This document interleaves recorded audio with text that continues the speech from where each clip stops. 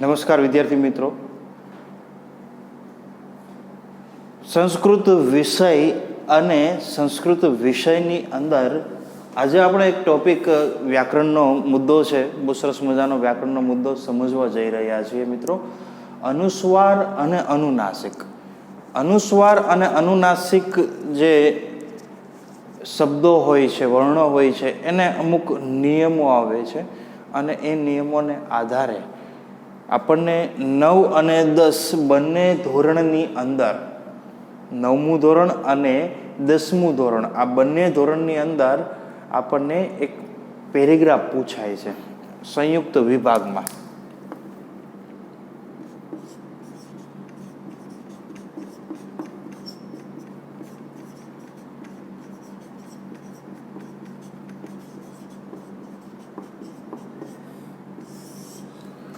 એ વિભાગ આવે છે સંયુક્ત વિભાગ. આ સંયુક્ત વિભાગની અંદર વિદ્યાર્થી મિત્રો આપણને 2 માર્ક્સની અંદર એક પ્રશ્ન પૂછાતો હોય છે. પ્રશ્નની અંદર કંઈક એવું હોય છે કે પેરેગ્રાફ આપ્યો હોય છે, રેખાંકિત કરેલા શબ્દ છે એને શુદ્ધ કરી અને ફરી વખત આપણે એ વાક્ય છે એને લખવાનું હોય છે. ફરી વખત એ વાક્ય છે એને આપણે લખવાનું હોય છે. આવી રીતના આપણને એક પેરેગ્રાફ છે એ પૂછાતો હોય છે. હવે દાખલા તરીકે થોડા ઘણા કદાચ આપણે જો ઉદાહરણ હું તમને એકાદું આપું તો વધારે થોડોક તમને આઈડિયા આવશે, બરાબર છે? તો એની અંદર ખાસ ધ્યાન આપજો. એક ઉદાહરણ સ્વરૂપે હું તમને એક પેરેગ્રાફ છે એ લખું છું કે કેવી રીતના પરીક્ષાની અંદર એ પેરેગ્રાફ છે એ તમને પૂછાતો હોય છે. ક્લિયર? ઓકે, તો જોઈએ પેરેગ્રાફ. જોજો.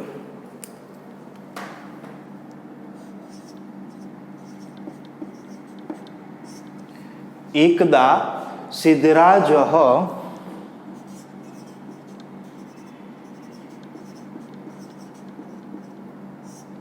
એકદા સિદ્ધરાજ વિચારપથમ આરૂઢ.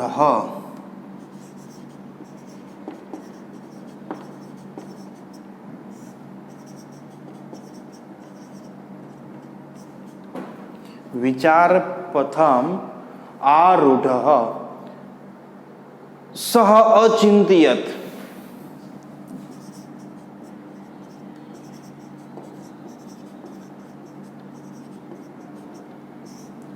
સહ અચિંતયત, તે મનમાં કંઈક વિચારે છે. શું વિચારે છે? અવતરણ ચિહ્નની અંદર અહીંયા લખું છું. માલવ વિજયેન.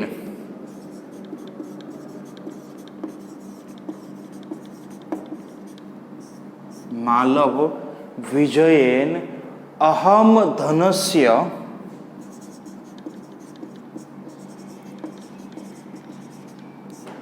અહમ ધનસ્ય સ્વામિત્વ પ્રાપ્તવાન.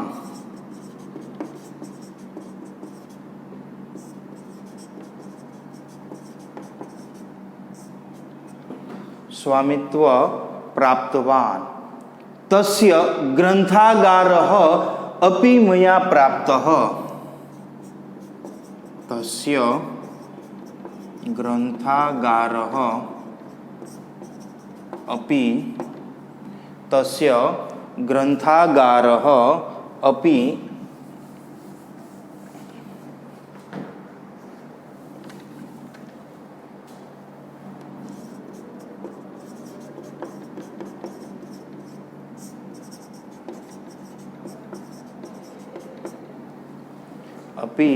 મયા પ્રાપ્તઃ.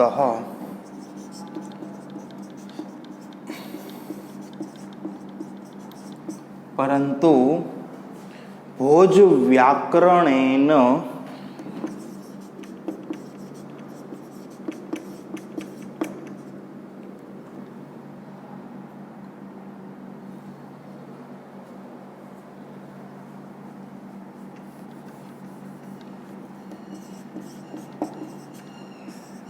ભોજ વ્યાકરણેન ભોજસ્ય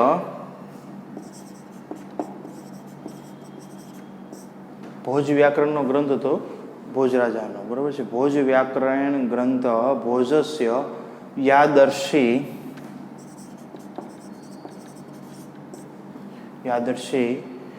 કીર્તિ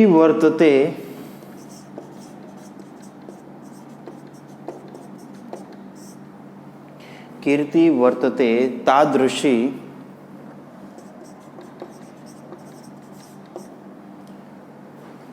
કીર્તિર્મયા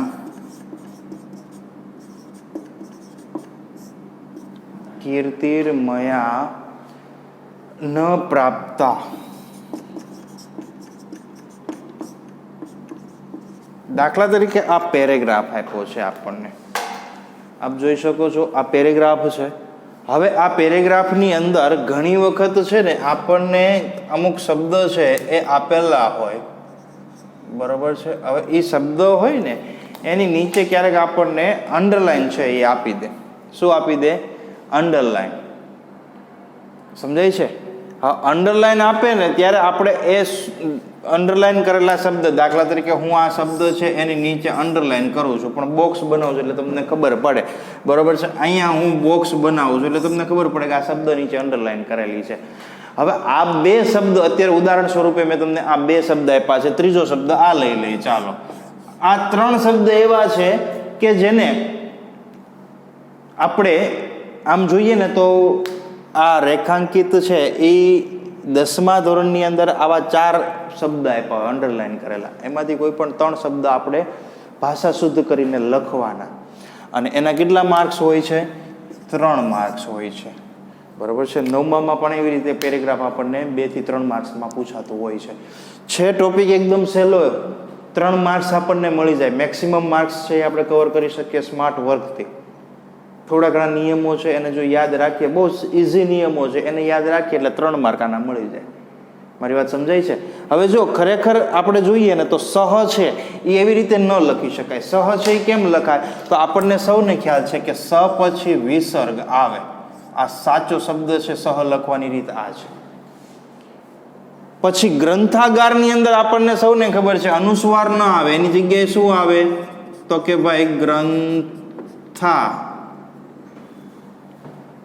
અનુસ્વાર છે એ નીકળી જાય અને એની જગ્યાએ અડધો મ આવે. શું આવે?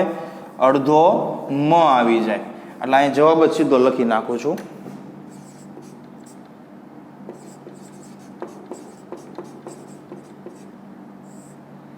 સમજાય છે? ગ્રંથાગાર. આ જો સીધો મેં જવાબ લખ્યો. અહીંયા શું ફેરફાર કર્યો? તો કે ન અડધો કર્યો. જુઓ, દેખાય છે? એવી જ રીતે પરંતુ, તો પરંતુ છે, પરંતુ અનુસ્વાર નીકળી જાય અને અડધો ન આવે. આ ભાષા શુદ્ધ મેં કર્યા. આને શું કર્યું? ભાષા શુદ્ધ કર્યા. પછી શુદ્ધ થઈ ગયેલા શબ્દને પાછું ફરી વખત લખીને આખો પેરેગ્રાફ ફરી વખત લખી નાખવાનો, એટલે આપણને 3 માર્ક્સ છે એ વિદ્યાર્થી મિત્રો મળી જાય. મારી વાત સમજાય છે શું કહેવા માંગુ છું? ઓકે, હવે આ 3 માર્ક્સ મળી જાય. હવે આપણે આમાં જે અનુસ્વાર કાઢીને એની જગ્યાએ અડધો ન કર્યો, ન ની જગ્યાએ અનુસ્વાર કર્યો, આ જે બધું જે આપણે છે ને એ આ નિયમ છે અનુસ્વાર અને અનુનાસિકના નિયમો. મારી વાત સમજાય છે? અનુસ્વાર અને અનુનાસિકના નિયમો કે ભાઈ કેવી રીતે અનુસ્વાર આવે, ક્યાં અનુસ્વાર આપણે કરવાનો આવે. સમજાય છે? તો આપણને આ નિયમ ક્યાં કાર્યમાં લાગે છે, ક્યાં ઉપયોગી થાય છે, એ પણ મેં તમને સમજાવ્યું કે આવી રીતના એક પેરેગ્રાફ સંયુક્ત વિભાગની અંદર પૂછાય. એ પેરેગ્રાફની અંદર કોઈ પણ શબ્દ નીચે અંડરલાઈન કરેલી હોય અને એ અંડરલાઈન કરેલો જે શબ્દ છે એને ભાષાકીય દ્રષ્ટિએ આપણે શુદ્ધ કરવાનો છે, બરાબર છે. શુદ્ધ કરી અને પછી ફરી વખત છે એ આપણે એને લખવાનો છે, બરાબર છે. ખરેખર પુસ્તકમાં તમે એ પેરેગ્રાફ આપ્યો હોય ને, ખરેખર હોય કે ના પુસ્તકના જ પેરેગ્રાફ હોય. આપણા જે કોર્સની અંદર જે ટેક્સ્ટ બુક આવે ને, એકમ ગદ્ય એકમ, એના જ એ પેરેગ્રાફ હોય. એની બહાર આ પેરેગ્રાફ નથી એ લોકો પૂછતા. પણ એ ટેક્સ્ટ બુકની અંદર જે પેરેગ્રાફ આપ્યો હોય ને તમે જોજો, એ પરફેક્ટ સાચો પેરેગ્રાફ આપ્યો હોય છે. પણ અહીંયા આગળ એ શું કરે, મેં કેમ હમણાં ગ્રંથાગારમાં ન અડધાની જગ્યાએ અનુસ્વાર કરી નાખ્યો હતો, એમ એ ફેરફાર કરીને આપણને આપે, પછી આપણે એને શુદ્ધ કરવાના હોય. સમજાય છે મારી વાત? તો સૌથી પહેલા આપણે 8મા ધોરણની અંદર જે કોષ્ટક એક શીખીને આવ્યા હતા, વર્ગનો કોષ્ટક યાદ હોય તો. વર્ગનો કોષ્ટક છે એ આપણે શીખીને આવ્યા હતા. કુલ વર્ગ છે એ કેટલા હતા? જેને યાદ હોય એને ખબર હશે. ક, ચ, ટ, ત અને પ.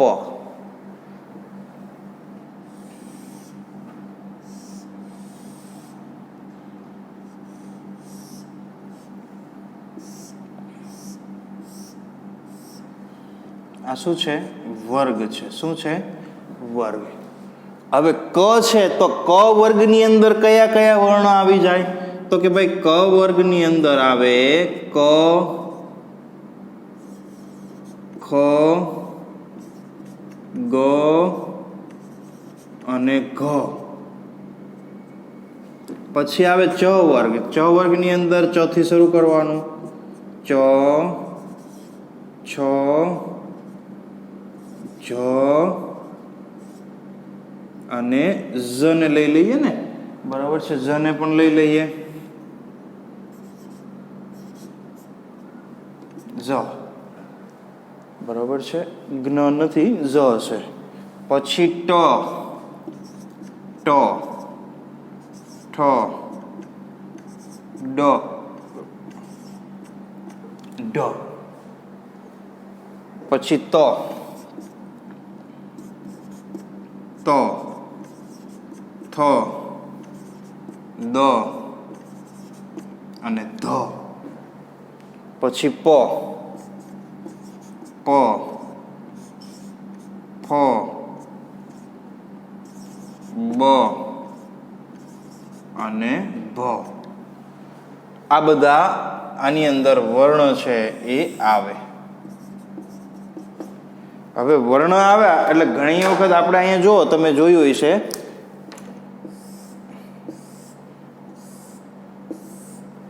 કે અહીંયા આગળ ક, ખ, ગ, ઘ, ચ, છ, ઝ, ઝ, ટ, ઠ, ડ, ઢ, અણ, તો આ અમુક વર્ણો છે એ આપણે રહી ગયા છે. તો એને કહેશું આપણે, એવા વર્ણને કેવા વર્ણ કહેશું? અનુનાસિક વર્ણ. બરાબર છે. દાખલા તરીકે અંગ છે, યમ છે, જમ, જમ, યમ જે આપણે કહીએ છીએ.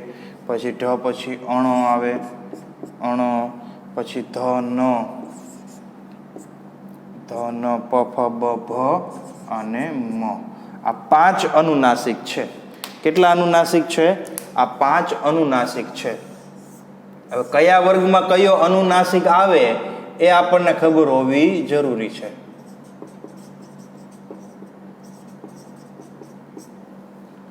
ક વર્ગનો અનુનાસિક કયો થાય? અંગ.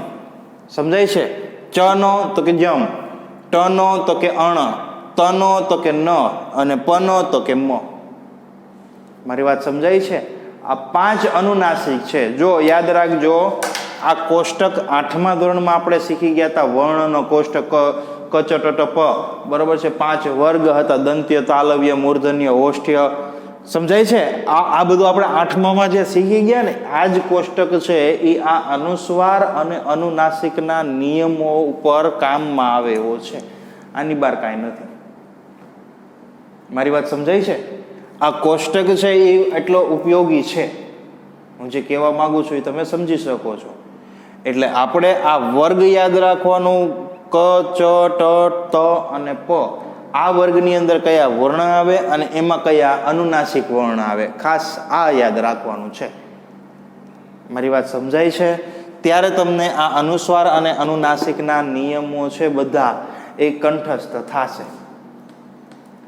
દરેક નિયમમાં આની ઉપયોગિતા જરૂરી છે, જરૂરી છે અને જરૂરી છે જ. સમજણ પડે છે? ચાલો સ્ક્રીનશોટ લઈ લો અને પાકો કરવાનો છે. અને હોમવર્કની અંદર અત્યારથી જ હોમવર્ક આપી દઉં છું. બરાબર છે? આ કોષ્ટક છે ને, ભલે આપણે લખવું પડે હોમવર્કની અંદર. આ આખો કોષ્ટક છે એ આપણે 2 વાર લખી અને પાકો કરવાનો.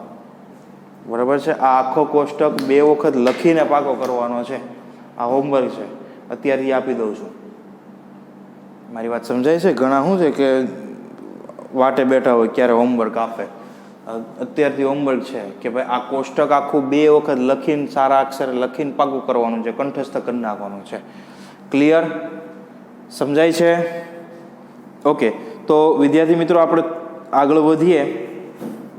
આ રફ કરી નાખું છું, તમે બધાએ સ્ક્રીનશોટ લઈ લીધો હોય છે. ચાલો આગળ વધીએ.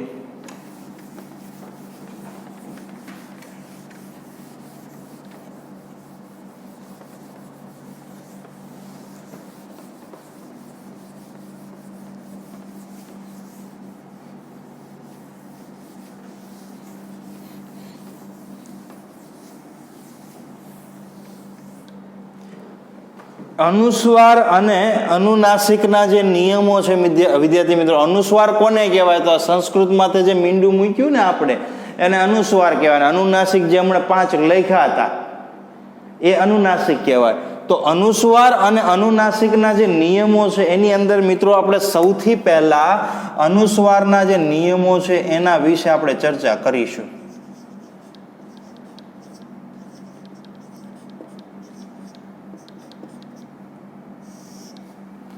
અનુસ્વારના જે નિયમો છે એ નિયમોની અંદર આપણે ચર્ચા કરીએ કે ભાઈ ક્યાં આગળ અનુસ્વાર મુકાય. જોજો, સમજજો.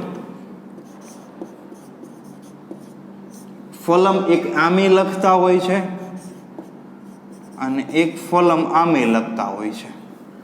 મારી વાત સમજાય છે? એટલે આને કહેવાય અનુસ્વાર. એટલે આપણે એ જોવાનું છે કે ક્યાં અનુસ્વાર આવે અને ક્યાં ખોડો મ આવે, એનો નિયમ આવે. ગમે એમ આપણી મરજી મુજબ આપણે અનુસ્વાર કે આપણી મરજી મુજબ આપણે ખોડો મ નથી લખી શકતા. મારી વાત સમજાય છે? એનો નિયમ આવે છે. શું નિયમ આવે છે? એ નિયમ છે એને આપણે સમજવાનો છે મિત્રો. સૌથી પહેલો નિયમ, કોઈ પણ શબ્દ ઉપર અનુસ્વાર હોય,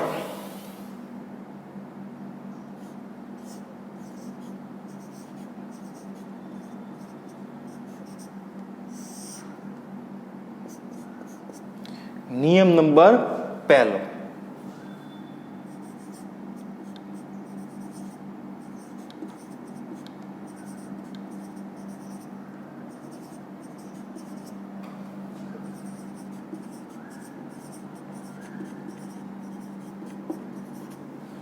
કોઈ પણ શબ્દ ઉપર અનુસ્વાર હોય અને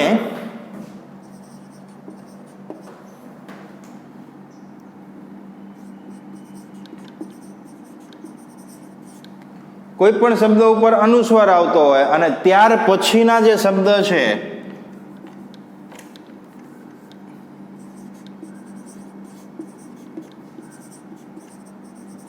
જોજો, ખાસ સમજો આ લાઈન, ત્યાર પછીના શબ્દની શરૂઆત શેનાથી થવી જોઈએ? જો શરૂઆત જો સ્વરથી થતી હોય તો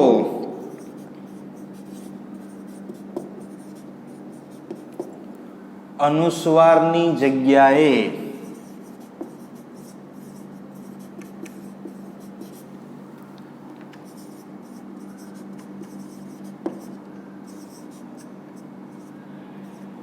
ખોડો મ છે મૂકવામાં આવે છે.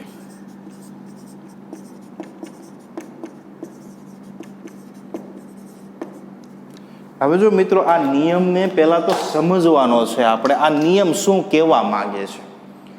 સૌથી પહેલો નિયમ છે કે ભાઈ કોઈ પણ શબ્દ ઉપર અનુસ્વાર હોય, આપણને જનરલી વાક્ય જ આપ્યું હોય. દાખલા તરીકે હું તમને કહું છું કે કોઈ પણ શબ્દ ઉપર અનુસ્વાર હોય, એક કોઈ પણ શબ્દ છે એની ઉપર અનુસ્વાર આવ્યો. દાખલા તરીકે આપણે આ લખ્યો તો ફલમ, તો અનુસ્વાર આવ્યો, ઓકે, આવી ગયો.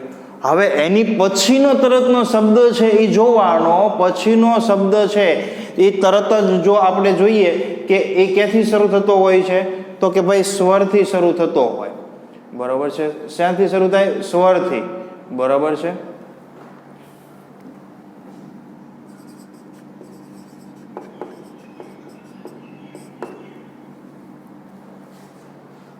આ અનુસ્વાર એની પછીનો તરત શબ્દ છે એ ક્યાંથી શરૂ થાય છે?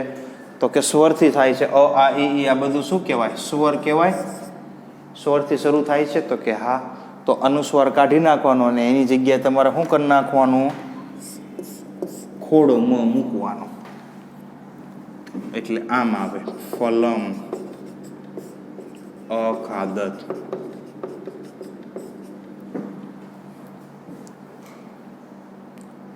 આ અનુસ્વારની વાત છે. સમજાય છે? જોજો, સમજો ખાસ. ઘણાના મનમાં એવો પ્રશ્ન થાય કે સાહેબ આ સ્વરની જગ્યાએ વ્યંજન હોય તો આમ હોય તો કે ભાઈ ફલમ ખાદત, તો આ તો વ્યંજન છે તો કાંઈ નહીં, તો અનુસ્વાર એમનેમ જ રહે. ટૂંકમાં અનુસ્વાર પછી વ્યંજન આવતો હોય તો અનુસ્વાર તમે મૂકી શકો, નહીં તો તમારે ખોડો મ કરવો પડે. જો સ્વર આવતો હોય તો તમારે શું કરવાનું? ખોડો મ છે એ કરવાનો. મારી વાત સમજાય છે? જો કોઈ પણ શબ્દ ઉપર શું હોય? અનુસ્વાર હોય, અને એ પછીના શબ્દની શરૂઆત જો ક્યાંથી થતી હોય? સ્વરથી થાય, તો અનુસ્વાર તમારે કાઢી નાખવાનો અને એની જગ્યાએ શું મૂકવાનું? ખોડો મ મૂકવાનો. આ નિયમ નંબર 1 છે. ખબર પડે? નિયમ નંબર 1 સમજાણો. થોડા ઘણા ઉદાહરણ હું અહીંયા આપની સમક્ષ રજૂ કરું છું, થોડીક વધારે માહિતી મળે તમને.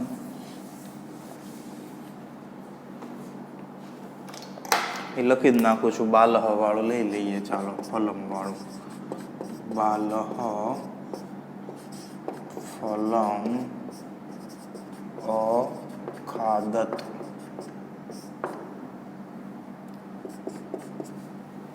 બાલહ ફલમ અખાદત. જનાઃ મંદિરમ આગચ્છન્તિ. જનાઃ મંદિરમ આગચ્છન્તિ.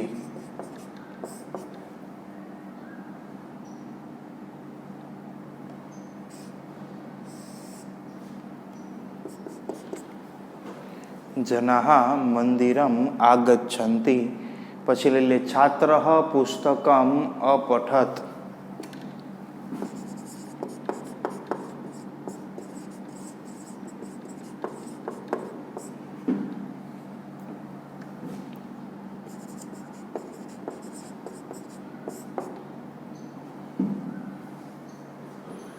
હવે આની અંદર વિદ્યાર્થી મિત્રો આપણે વાત કરીએ કે ભાઈ ઉદાહરણ છે એ આપની સમક્ષ રજૂ કર્યા છે. જો છે ઉદાહરણ. હવે આ ઉદાહરણની અંદર તમે જોઈ શકો છો કે અપઠત ખોડ આવશે, કારણ કે અન્ય પુરુષ ભૂતકાળ અન્ય પુરુષ આવી જાય ને, બરાબર છે? એટલે ઓકે, ચાલો આગળ વધીએ કે ભાઈ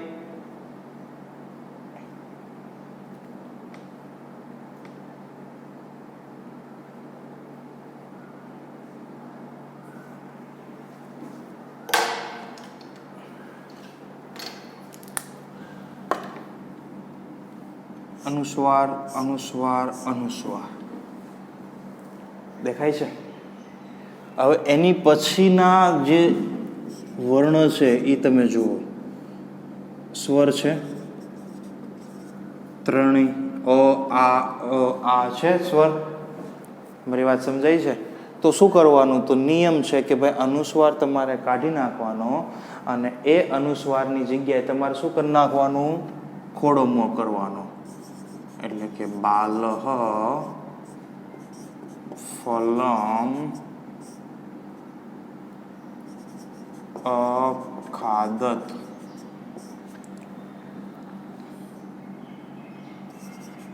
જનાઃ મંદિરમ આગચ્છન્તિ. છાત્રઃ પુસ્તકમ અપઠત. મારી વાત સમજાય છે? તો આવી રીતના આપણે શું કર્યું જુઓ તો ફેરફાર તમને ખબર છે કે ભાઈ અનુસ્વાર હતો એની જગ્યાએ આપણે જો અહીંયા મ કરી નાખ્યો, દેખાય છે? આ જે અનુસ્વાર હતા એની જગ્યાએ આપણે શું કરી નાખ્યું? ખોડો મ કરી નાખ્યો. કારણ કે નિયમ મુજબ એવું કહે છે કે અનુસ્વાર આવતો હોય અને એની તરત પછીનો કોઈ શબ્દ છે, શરૂઆતનો કોઈ વર્ણ કેવો હોવો જોઈએ? સ્વર હોવો જોઈએ. તો તમારે ખોડો મ કરવાનો. જો અહીંયા વ્યંજનથી શરૂ થાય તો અનુસ્વાર એમને એમ રહેવા દેવાનો. મારી વાત સમજાય છે?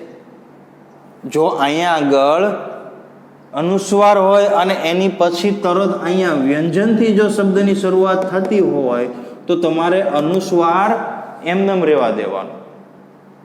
પણ જો સ્વરથી શરૂ થાય છે તો અનુસ્વાર કાઢીને એની જગ્યાએ શું કરવાનું? ખોડો મ. બરોબર છે? ખોડો મ છે એ કરી નાખવાનો. ક્લિયર?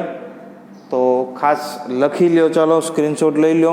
નિયમ નંબર 1. બરોબર છે? ઓકે, ચાલો તો સ્ક્રીનશોટ લઈ લીધો હશે. હવે આપણે બીજા નિયમ તરફ આગળ વધીએ છીએ મિત્રો.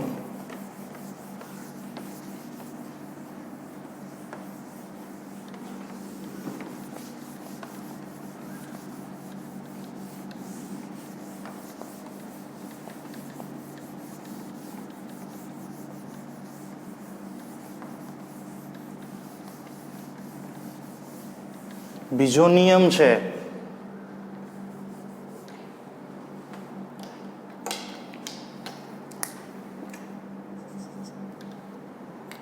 નિયમ નંબર 2.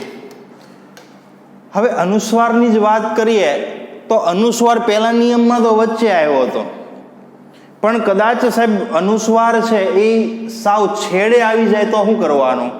અનુસ્વાર છે એ સાવ છેડે આવી જાય તો કે ભાઈ કોઈ પણ શબ્દ ઉપર અનુસ્વાર હોય,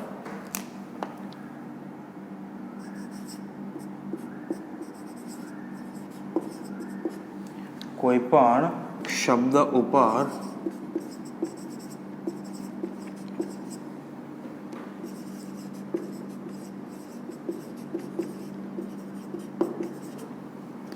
શબ્દ ઉપર અનુસ્વાર હોય અને ત્યાં જ વાક્ય પૂર્ણ થઈ જાય, ત્યાં જ વાક્ય પૂર્ણ થતું હોય.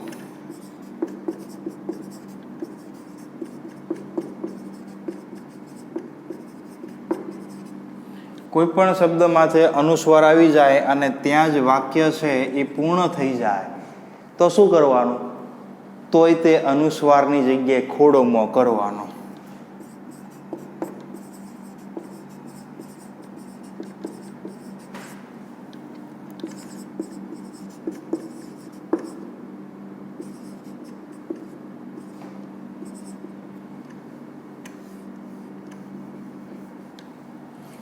અનુસ્વારની જગ્યાએ ખોડામાં મૂકવામાં આવે છે.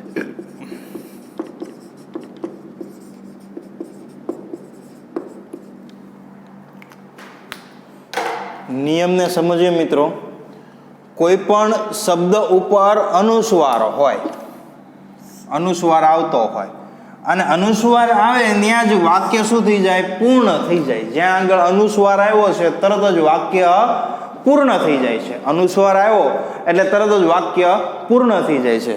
તો શું કરવાનું?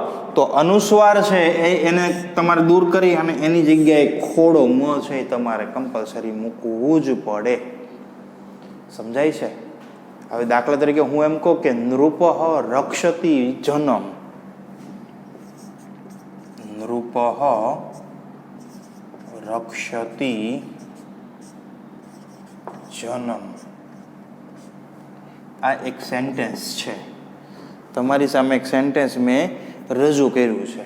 હવે અહીંયા આગળ જુઓ, છેલ્લો જે શબ્દ છે જન્મ, એમાં અનુસ્વાર આવ્યો છે, ન ઉપર અનુસ્વાર છે, હાવ લાસ્ટમાં છે. વાક્ય પૂર્ણ થઈ જાય છે. વાક્ય પૂર્ણ થઈ ગયું તો કે હા, અને ત્યાં જ અહીંયા અનુસ્વાર આવ્યો છે. જોવું જોઈએ, દેખાય છે અનુસ્વાર?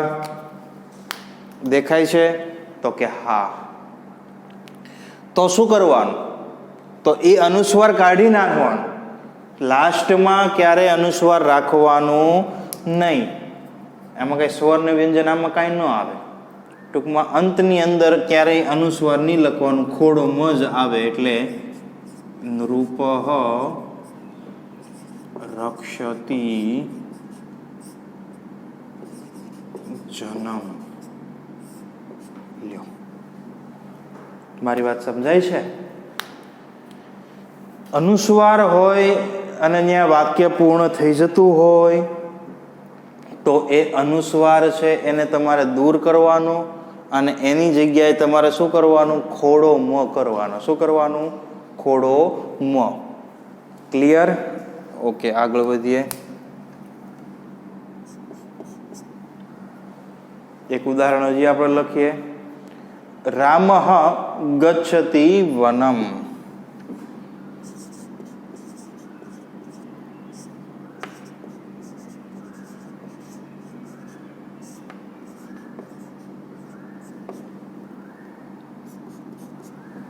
રામઃ ગચ્છતિ વનમ.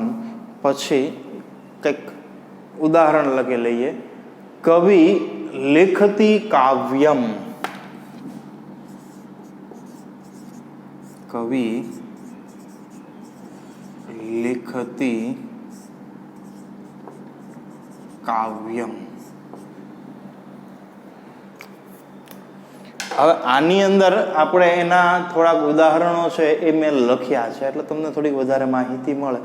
હવે એ ઉદાહરણો છે એને આપણે જોઈએ કે ભાઈ સૌથી પહેલા અનુસ્વાર ક્યાં આવે છે? તો કે સાહેબ અનુસ્વાર છેલ્લા શબ્દમાં જ આવે છે.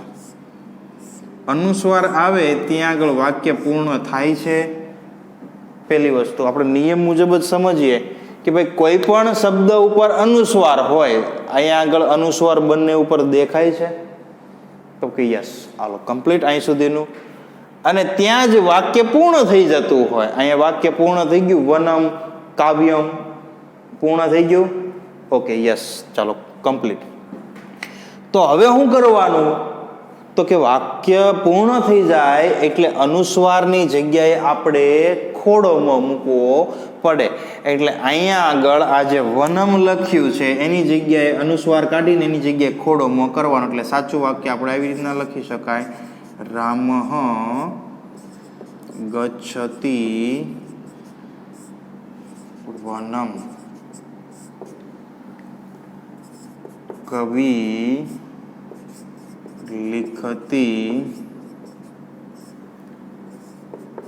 કાવ્યમ. વિદ્યાર્થી મિત્રો, આ બધા જે નિયમોને હું લખાવું છું ને સંસ્કૃતની ફેરબુકની અંદર આપણે જે આગળ ટેક્સ્ટ લખીએ ને તો એનો પાઠ પાડી દેવાનો અને પાછળના ભાગની અંદર આપણે વ્યાકરણ વિભાગ કરી નાખવાનો. શું કરી નાખવાનું? વ્યાકરણ વિભાગ. બરાબર છે? અને એ વ્યાકરણ વિભાગ કરી નાખીએ આપણે. એ વ્યાકરણ વિભાગની અંદર આ આપણે મુદ્દા પાડી અને લખવાનું થાય. બરાબર છે? એટલે એ બાબતે પાછા પૂછતા નહીં કે સાહેબ કઈ રીતે કરવાનું. વ્યાકરણ વિભાગ કાં તો એક બુકમાં 2 પાઠ પાડી શકો અથવા તો 100 પેજની નવી વ્યાકરણ બુક બનાવી શકો.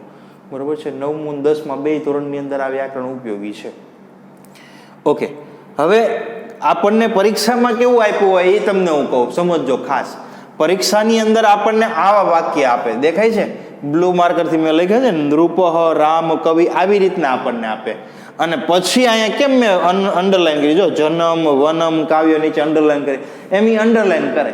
હવે આપણને એમ થાય કે હારો આમાં તો ક્યાં કઈ વાંધા જેવું જ છે, પણ ખરેખર ત્યાં અનુસ્વાર છે એ કાઢી અને તમારે ખોડો મ છે એ કરવો પડે. આ અનુસ્વાર છે એ નીકળી જાય અને એની જગ્યાએ તમારે ખોડો મ છે એ કરવો પડે, આ નિયમ મુજબ. મારી વાત સમજાય છે હું શું કહેવા માંગુ છું? ખ્યાલ આવે છે? ચાલો લખી લ્યો, સ્ક્રીનશોટ લઈ લ્યો. બરોબર છે? પછી આપણે આગળ એક નિયમ ખાલી સમજવાનો છે એટલે અનુસ્વાર છે એ પૂરું થઈ જાય. 3 નિયમ માત્ર અનુસ્વારના આપણે યાદ રાખવાના છે. બરાબર છે? 3 નિયમે અનુસ્વાર છે એનું કામ પૂરું થઈ જાય. જો વિચાર કરો, હવે આ 3 નિયમ તો આપણે યાદ રાખી જ શકીએ ને. 3 નિયમ યાદ તો રહે જ ને. હા, ઓકે. તો ફરી પાછું કદાચ જો થોડુંક રિવિઝન આપણે કરવું હોય તો એવું કરી શકાય. પહેલો નિયમ શું કહેતો હતો? તો કે ભાઈ પહેલો નિયમ એવું કહેતો હતો કે અનુસ્વાર આવતો હોય ને એ પછીનો તરતનો શબ્દ છે એ કોઈ સ્વરથી શરૂ થતો હોય તો અનુસ્વાર કાઢી અને ખોડો મ કરવાનો. બીજો નિયમ શું કહે છે કે ભાઈ અનુસ્વાર આવતો હોય ને વાક્ય પૂર્ણ થઈ જતું હોય તો અનુસ્વાર કાઢી અને ખોડો મ કરી નાખવાનો. બરોબર છે. હવે આપણે વાત કરીએ મિત્રો ત્રીજા નિયમની.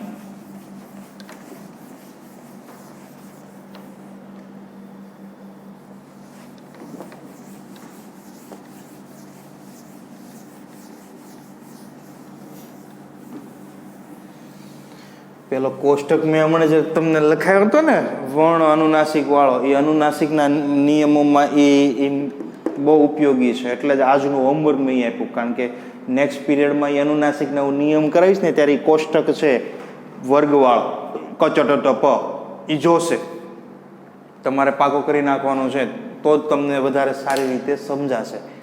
મારી વાત સમજાય છે? ઓકે.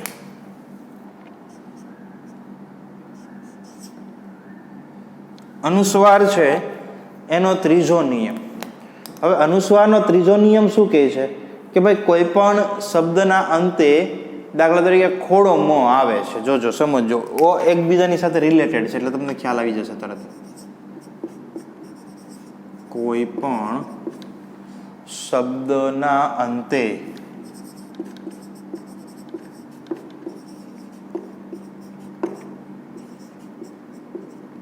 ખોડો મ આવે છે. બરોબર.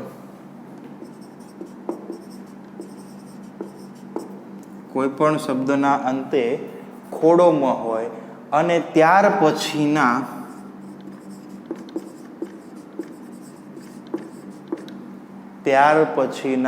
શબ્દની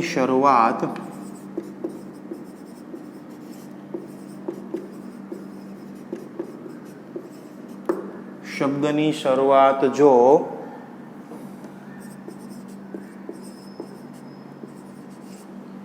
વ્યંજનથી થતી હોય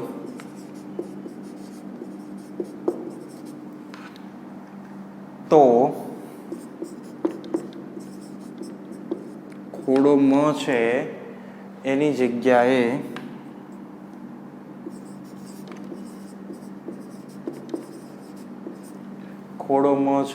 જગ્યાએ શું મૂકવાનું? અનુસ્વાર.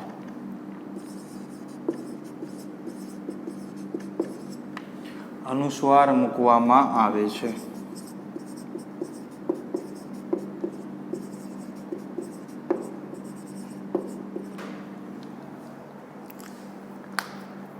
નિયમ સમજો. કોઈ પણ શબ્દના અંતે ખોડો મ આવતો હોય અને એ પછીની જો શરૂઆત વ્યંજનથી થતી હોય તો મની જગ્યાએ અનુસ્વાર મૂકવાનો. જે પહેલો નિયમ હતો ને એને રિલેટેડ છે. પહેલો જે નિયમ હતો ને એને રિલેટેડ. પહેલા નિયમમાં શું હતું? અનુસ્વાર પછી સ્વર આવતો હતો. જોજો સમજો, નિયમ નંબર પહેલો શું હતો? તો કે અનુસ્વાર, એની પછી સ્વર હતો. એટલે આપણે શું કર્યું હતું? અનુસ્વારનો ખોડો મ કર્યો હતો. ત્યારે જ મેં વાત કરી હતી કે જો અનુસ્વાર હોય અને એ પછી જો વ્યંજન આવે તો તમારે અનુસ્વાર જ મૂકવો પડે, ખોડો મ ન આવે. આ ઈ નિયમ છે. મારી વાત સમજાય છે? દાખલા તરીકે વૃક્ષ ફલમ દદાતિ.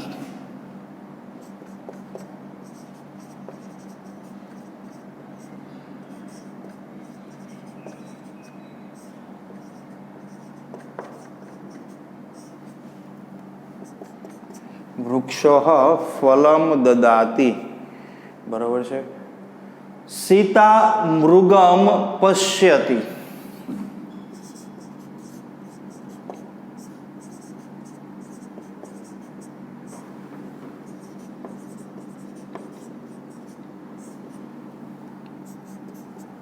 સીતા મૃગમ પશ્યતિ. માતા ભોજનમ.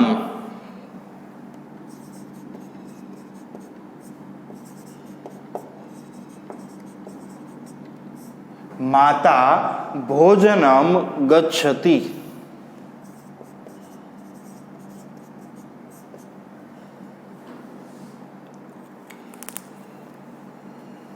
ગચ્છતિ એટલે જાવું થાય, યચ્છતિ, હા લાવે છે ને, યચ્છતિ. હવે જો વિદ્યાર્થી મિત્રો ખાસ સમજજો કે ભાઈ અહીંયા આગળ ખોડમાં છે, અહીંયા આગળ જો વ્યંજન છે, ઓલામાં શું હતું, દાખલા તરીકે ફલમ તો અખાદત હતું, તો ફલમ અનુસ્વાર પછી તરત સ્વર આવતો હતો એટલે આપણે એનો ખોડોમાં કર્યો હતો. પણ અહીંયા આગળ જો વ્યંજન છે, આ દ છે એટલે શું આવે, વ્યંજન આવે, પ અને ય આ બધા કેમાં આવે, વ્યંજનમાં આવે. એટલે આને તમારે કાઢી નાખવાનો અને એની જગ્યાએ અનુસ્વાર કરવાનો. આવી રીતના વૃક્ષ ફલમ દદાતિ. જુઓ તમે, અનુસ્વાર આવી ગયો. આપણો નિયમ પહેલો અને ત્રીજો જો રિલેટેડ છે. અનુસ્વાર પછી વ્યંજન આવતો હોય ને તો અનુસ્વાર એમ નામ રહે, અનુસ્વાર પછી સ્વર આવતો હોય તો એની જગ્યાએ ખોડોમાં કરવો પડે. આ નિયમ પહેલો અને ત્રીજો. મારી વાત સમજાય છે? ઓકે. સીતા મૃગમ પશ્યતિ, માતા ભોજનમ યચ્છતિ.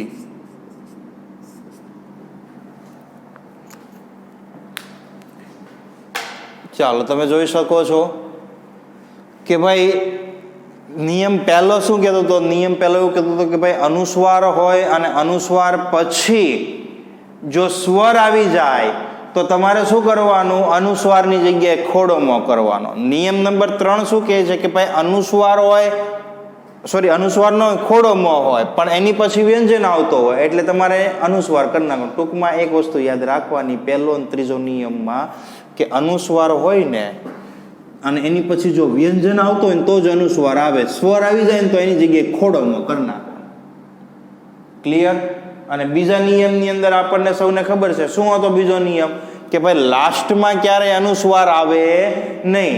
જે શબ્દ અનુસ્વાર આવી ગયો ત્યાં વાક્ય પૂર્ણ થઈ જાય તો એ અનુસ્વાર નહીં કરવાનો, એની જગ્યાએ શું કરી નાખવાનું, ખોડોમાં કરવાનો. વાત સમજાય છે? તો અનુસ્વાર કરવાનો નહીં, શું કરવાનું, એની જગ્યાએ ખોડો મ કરી નાખવાનો. સમજાય છે વાત? ક્લિયર? સમજણ પડે છે? ઓકે. તો હોમવર્કમાં મેં અગાઉ જ આપી દીધું છે, પેલો વર્ણવાળો કોષ્ટક, બરાબર છે, વર્ણ અને અનુનાસિક વાળો કોષ્ટક 2 વખત લખવાનો છે અને એને પાકો કરવાનો છે. કારણ કે નેક્સ્ટ પીરિયડમાં આપણે અનુનાસિક છે એને સમજવાનું છે અને એ અનુનાસિકના જે નિયમો છે એને આપણે કંઠસ્થ કરવાના છે, બરાબર છે. અને એની માટે થઈ અને એક કોષ્ટક છે એની અનિવાર્યતા છે, એ કોષ્ટક આપણને યાદ રહેવો જરૂરી છે. સમજાય છે? ક્લિયર? આ નિયમ નંબર 3 લખી લેજો, ઉદાહરણ લખી લેજો. ફરી એક વખત વિદ્યાર્થી મિત્રો, આજે આપણે અનુસ્વારના 3 નિયમો જે શીખ્યા છીએ, સમજ્યા છીએ, એને આપણે કંઠસ્થ કરવાનો પ્રયત્ન કરવાનો છે. તો આજના આ લેક્ચરમાં વિદ્યાર્થી મિત્રો આપણે અહીં સુધી રાખીએ છીએ. નેક્સ્ટ લેક્ચરમાં પાછા અનુનાસિકના નિયમો સાથે આપણે ફરી મળીશું. ખાસ વિદ્યાર્થી મિત્રો આ બધું ગ્રામર કંઠસ્થ કરતા જજો. આ મેં કીધું એમ સંયુક્ત વિભાગમાં 9મું અને 10મું બંને ધોરણની અંદર પેરેગ્રાફ આપ્યો હોય, અમુક શબ્દ નીચે અંડરલાઈન કર્યા હોય એને આપણે રેખાંકિત કરેલા શબ્દને શુદ્ધ કરીને પેરેગ્રાફ ફરી વખત લખવાનો જે પ્રશ્ન આપણને પૂછાય છે આ એમાં ઉપયોગી છે આ બધા નિયમો. મારી વાત સમજાય છે? 3 માર્ક આપણને રોકડા મળી જાય આવા સહેલા નિયમો જો આપણે યાદ રાખી લઈએ તો. મારી વાત સમજાય છે? ઓકે. તો આજના આ લેક્ચરમાં વિદ્યાર્થી મિત્રો આપણે અહીં સુધી રાખીએ છીએ. નેક્સ્ટ લેક્ચરમાં ફરી પાછા આપણે મળીશું. અસ્તુ. જય હિન્દ, જય ભારત.